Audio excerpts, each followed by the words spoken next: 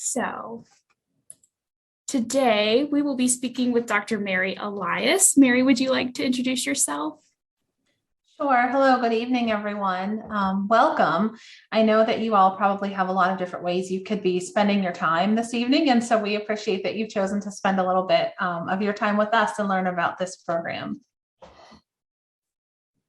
All right, and before we jump into the program, I'm always curious to know, how do you come to work in the field of PA studies, and how did you find your way to the University of Pittsburgh? So even as a PA student, I kind of always thought maybe I would get involved in education. It was something that kind of interested me. Right after graduation, when I was an undergrad, I was actually trained as a paramedic. And so I kind of worked my way through undergrad a little bit that way. But right after graduation, I was asked to help instruct in a paramedic program. So I started doing that. And then I started precepting PA students, which is a really great thing. Any of you who have never done that before, it's really rewarding. So I'd encourage you to consider that. People told me you kind of have a knack for this. And so after, several years of that and some years of practice, I had heard that Pitt was starting a PA program. And so I kind of got in at the beginning of that. And here we are almost 12 years later, initially working in the master's program, becoming director of curriculum there, and then now moving on to becoming doctor of the PA studies program. Fantastic. Thank you for sharing with us. All right, so we'll dig into the program. Would you mind to start by giving us just a brief overview of the program? Yeah, sure, absolutely. So it's 1 year. It's entirely online. You never have to come to campus unless you want to. And if you've never been to campus, Pitt has a nice campus, so it might be worth your time. But for the purposes of this program, it's entirely online. Largely self-paced. But there are some synchronous Zoom sessions 1 afternoon per month. But the program starts in the summer term, and so it runs summer, fall, and spring. And it is designed for working folks. All of us who have designed and developed the curriculum for this program all did our doctoral training while we were working and, raising families and, doing all of the things that people do. And so we decided it was, really important that this degree fit well into the busy lives of PAs. Wonderful. So could you talk us through how this curriculum integrates into students' current practices? Yeah, the idea of this program is that you're going to use your place of practice to help inform what you're learning, and then use what you're learning to help benefit you, not only personally in your place of practice, but your patients and your colleagues and your system that you work in. Fantastic. And what does this program offer those students who are already practicing PAs? Yeah. So, this gives you additional skills, right? Which will lead to the ability to help serve those who you serve better. It also gives you a terminal degree, which can help with things like promotion and pay range and academic jobs or administrative jobs, those types of things. Wonderful. All right, so this doctoral degree is new to the University of Pittsburgh, but it is also new to the field of PA studies. Could you talk to us about what inspired the creation of this doctoral degree? Yeah, sure. I think it's really important for me to say first that PAs who are trained at the master's level, and even those who are bachelor trained, because our profession has grown quite a bit in the last half century, all practicing PAs are completely and appropriately trained to provide excellent care in clinical settings. So that's not at all what this degree is about. We know of PAs who want to advance leadership roles, who want career advancement, who want to do a little bit more than their kind of day-to-day clinical care. And they just didn't have the training or the skills or the opportunity to do this, right? And so we decided to create this degree to help PAs be able to do those things. Wonderful. And could you explain the program's focus on practice-based learning and quality improvement? Yeah, so that's really the focus of the curriculum and their competencies for the profession, right? So we know that PAs are everywhere. We know we do everything. We know we increase access to care.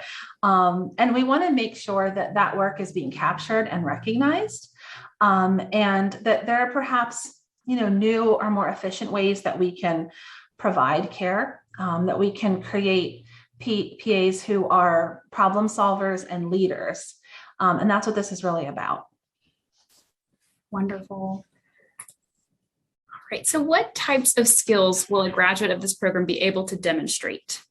Yeah, so within those competency domains of practice-based learning and quality improvement, we would expect that graduates would be able to perform and analyze practice improvement activities, that they would be able to integrate existing knowledge into clinical practice to improve efficiency, that they could facilitate the learning of others in a really efficient and effective way, and whether that's students or patients or colleagues, and that will help them recognize and assess biases and help mitigate biases in the systems in which they work. Fantastic. And how could a doctorate in this field affect a graduate's career potential? Yeah, so this is more than a credential, right? We're looking at building additional skills that are transferable skills. We're looking at improvement science, implementation science, being able to improve systems, improve care that we provide to people, and also make yourself more marketable and more valuable.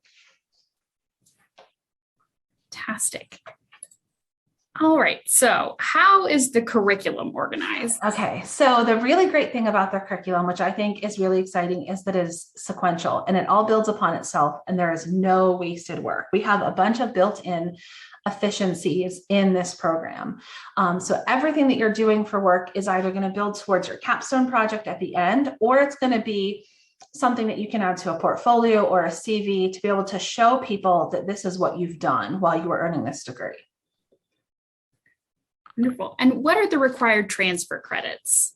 Yes, a lot of people ask about this, and basically anybody who is, a certified PA who has a master's degree, either in from your PA training or a health-related master's credit, those would be the 30 graduate credits. Those would count towards those credits that you could transfer to apply towards the doctoral degree at Pitt.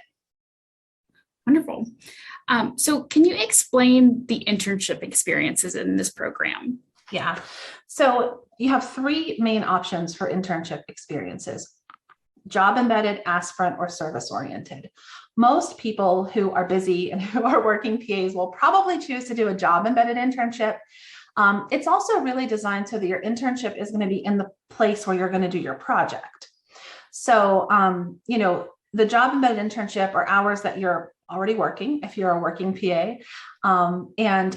There will be assignments that'll be tied to that, and it's going to help you complete your capstone project. So it's not an additional job outside of the job you're already doing, unless you want it to be. So if you have an aspirant internship, and you can choose any of these, and it can be the same the whole way through the program. So if you have an aspirant internship, for example, if you're working clinically and you want to take an academic job, or you're working clinically and you want to take an administrative job, your internship can be done in those places, right? And so you could do that. Or if you have a community engagement or service-oriented project that you want to undertake, you could absolutely do your internship there. Fantastic. So you mentioned this, the Scholarly Practice Capstone Project. What is that, and what is the purpose? Yeah, so this is a completed improvement project.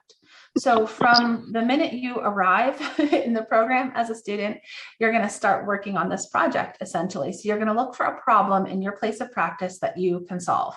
Maybe it's, access to appointments in your schedule, or maybe it's something educational, or maybe it's an administrative staffing issue, or maybe it's we can't get our pre-op patients into the operating room fast enough. Whatever those simple or complex problems are, that is what your project is going to be. So it's going to benefit a targeted population.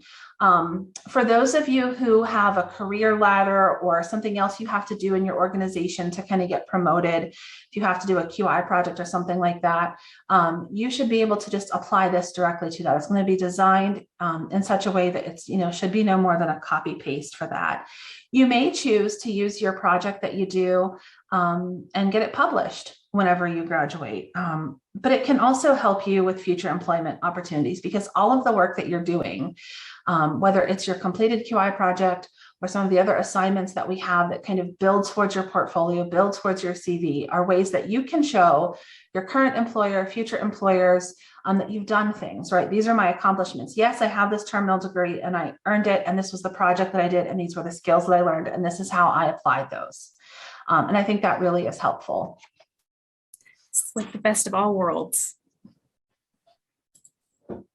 All right, so here is a visual of the coursework of this program. Is there anything that we need to know about these courses? Yes, absolutely. So for those of us, and I know Kate, maybe you're probably the only one who this doesn't apply to on the call, who've come through PA school. There are no multiple choice tests. There are no competencies. There are no multiple choice questions. So those of us who carry that common background of lots and lots of testing in our PA programs, that's not what this is about. So I get that question a lot. It's largely self-paced. It's because it's mostly asynchronous, right? So there are deadlines that you have to meet throughout the course of each term. And then once a month, there's an afternoon Zoom synchronous session that we do. So this program is a lot more flexible than the MS programs because those are bound very tightly by accreditation. This will allow you to build a portfolio of what you've done. And I think one of the really interesting things about our program is that your capstone project can be done collaboratively. So you can absolutely work individually if you'd like, but you can pair up if you want to and work as a team to complete your capstone project, which I think is really exciting because if we understand the way health systems work and the way education systems work, and we know that to really be good leaders and to really be effective change agents, we have to have buy-in from other people and that we have to work together and collaborate. None of us work in a silo, or at least we don't work very effectively in that way, right?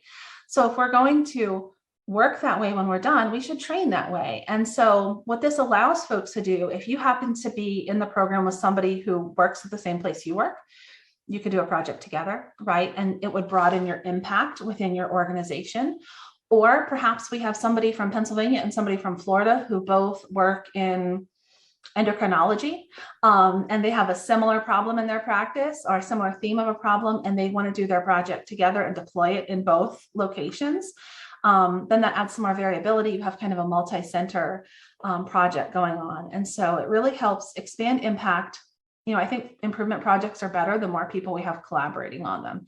So that's an opportunity for folks that you don't often see in these types of projects. It's wonderful. Thank you. Mm-hmm.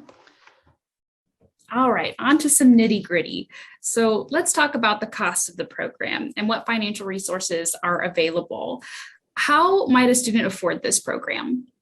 Yeah, first, I'm really excited that Pitt was willing to offer a flat rate tuition for this program. So we're not paying by credit, which is really great because a lot of us, myself included, we're coming from high credit master's degrees with oftentimes a fair amount of student loan debt.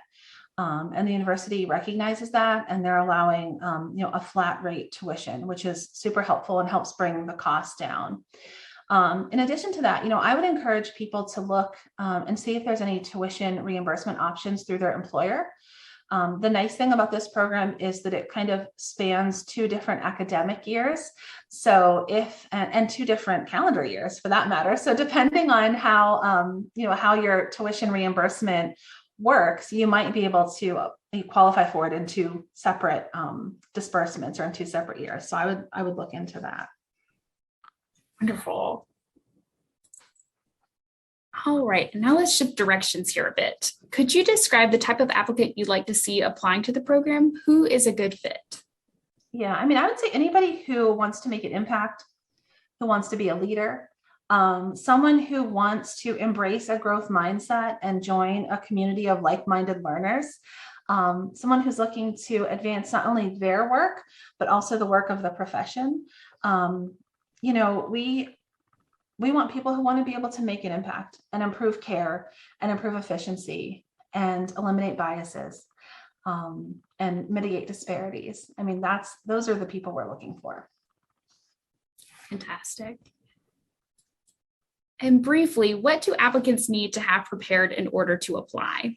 Yeah, obviously, because it's a DPAS, you have to be a PA. So you have to have graduated from an accredited program. I know, there are a lot of PAs who are bachelor trained, and even some PAs around who are still working who are certificate trained from sort of back in the day. So if your master's degree or your graduate degree is not in, PA studies, PA sciences, that sort of thing, you need a graduate degree in a health related field. We understand that there are, some bachelor trained PAs who may want to do this program, and we're actively looking into ways to make that happen. But for this first cohort, it's not going to be possible. So you would need to have a master's degree in a health related field. And that's where you're going to transfer those 30 graduate credits from. The letters of recommendation, just 2 of those. And then the personal statements, please don't let these intimidate you. They are very brief. Just some simple questions. We don't have an interview for this program, so I want to kind of get to know the applicants a little bit better through their personal statements. But also too, we ask you to start thinking about what problem you might want to solve in that personal statement. Now, please don't worry, we don't hold you to that. So it's just to kind of get you thinking about that so that, your mind is already working towards that when you start. All right, wonderful. Okay, so I am going to transition us into some Q. Please feel free to drop any questions in the chat. I'll stop our share so that we can all see each other. Able to see people. All right, any questions for Dr. Allias about the program, about the application?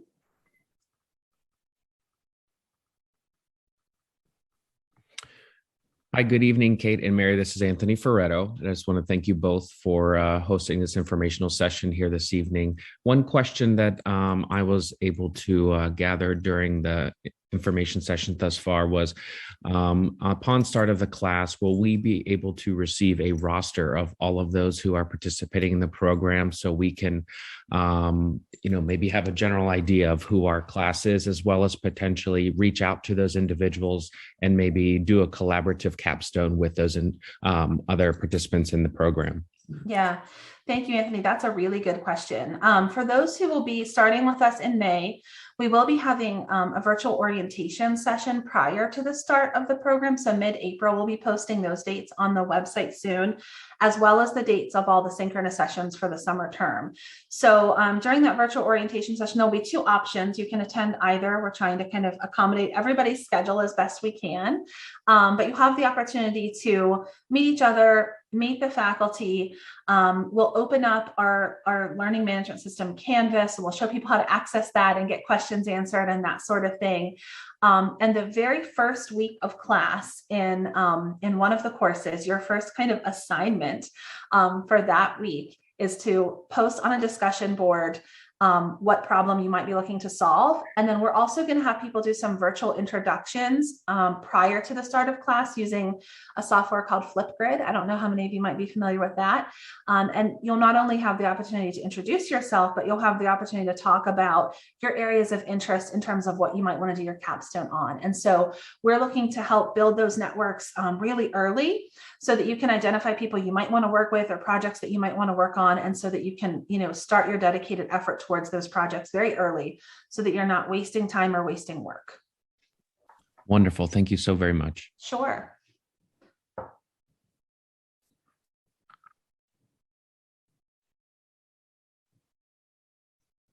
Any other questions? And again, feel free to drop them in the chat.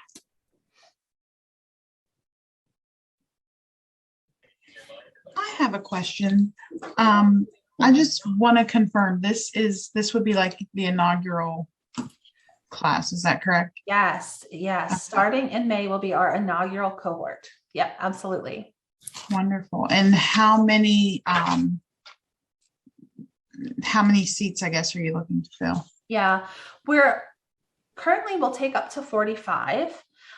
We may be able to extend that a little bit, but we don't want to have too large of a first class because we want to make sure that that everybody gets the support and attention that they need. So that's kind of what our target is for the first cohort. Thank you. Sure.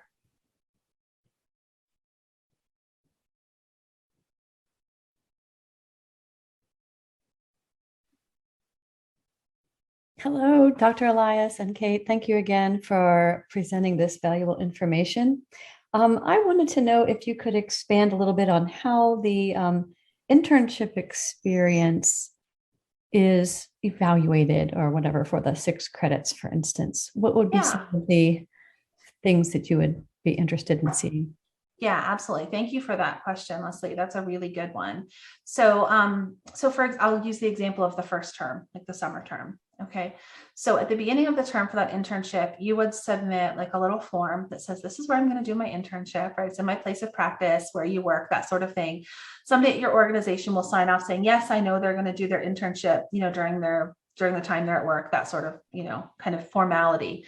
And then I can give you a specific example. So in the core concepts of scholarly practice course, one of the things we talk about when we do improvement science work is analyzing stakeholders and analyzing the system that we're in.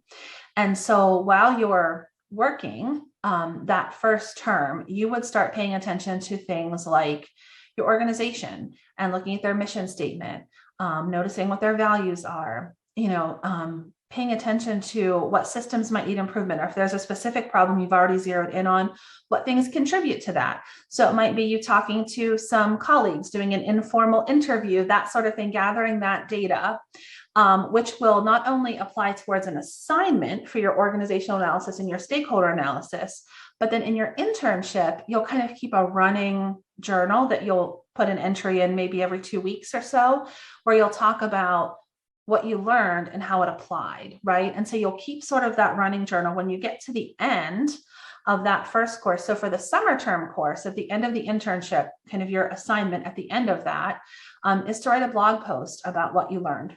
And that blog post, you don't have to do anything with. You'll submit it for credit, obviously. But if you want to, you can post it to your LinkedIn, right? And kind of drive traffic and improve networking that way. Or if you have an intranet page or a newsletter in your organization, you could post your blog post there. So it lets people in your organization know that you're a doctoral student and that you're learning more things.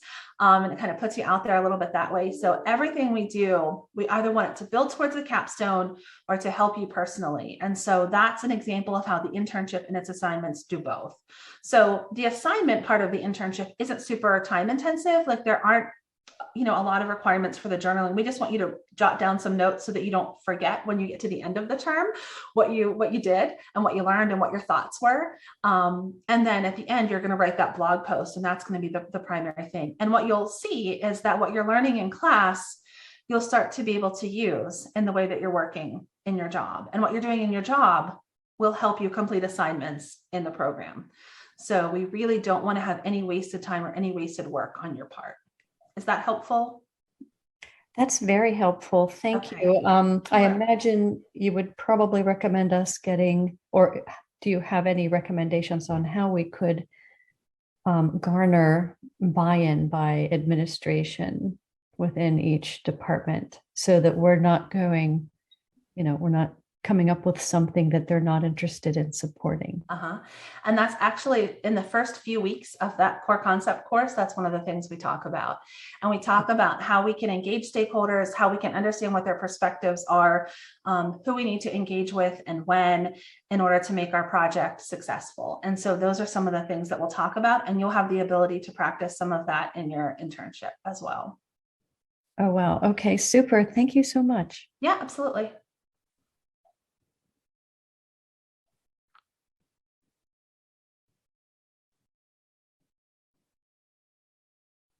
Those are great questions. Any more questions?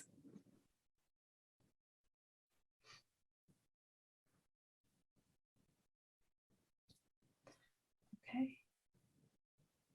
You're certainly, I know sometimes people have questions that are kind of very specific to their circumstance or their situation they might not want to ask in a group setting like this.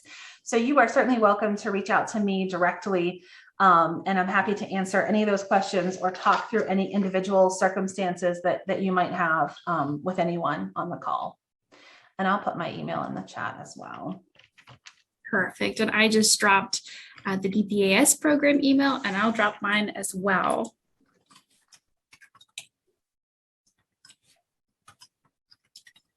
We're more than happy to meet and chat. So, everybody's circumstances are very unique, and especially, as a working professional. And we've got one question here in the chat. Yep. From Sherry. Hi, Sherry. Nice to see you on the call. How mandatory are the synchronous meetings? If you don't attend a synchronous session, there will be some sort of a makeup assignment that you had to do. We will post those as far in advance as we can. so that you know where those are. And certainly if there's an extenuating circumstance, we're willing to work with you. We're all professionals, so we're willing to work with folks. But the benefits of the synchronous sessions, it's not just kind of a sit and listen to lecture type thing. It's an opportunity to work and receive feedback on what you're doing and get other perspectives. So they are pretty interactive and collaborative. And we're trying to hit the sweet spot of keeping them as brief as possible, because we understand what everyone's schedules are like, but also making sure that they're meaningful. And so, if you miss a synchronous session, certainly, there's opportunities to make that up in a different way, but we will post those dates in as far in advance as we can. So we'll be posting those soon on the website. Oh, and I saw monthly meetings be known. Yes. And so please don't skip a vacation to attend a synchronous session. We understand work and vacations, particularly in the summer term. It is important that we have attendances at those as much as possible, but we understand that some people have really important, vacations scheduled, or they just can't miss work on a certain day or that sort of thing. And so we are willing to work with people as much as is reasonable to make sure that everyone's needs are met.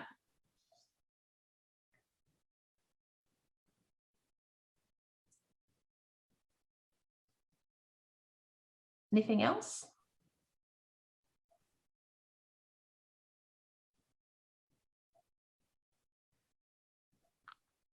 All right. Well, if you do have any questions moving forward, feel free to reach out to any of the above listed emails. We're all very happy to field emails and connect you to who you need to be connected with to get your questions answered. Thank you so much, Mary, for joining us tonight and discussing this program. It's very exciting and wonderful to hear about it. And thank you all for joining us on this Wednesday evening. We appreciate your attendance, and let us know if we can help moving forward. Yeah. Nice to see all of you. Take care. Thanks, everyone. Good night. Thank you.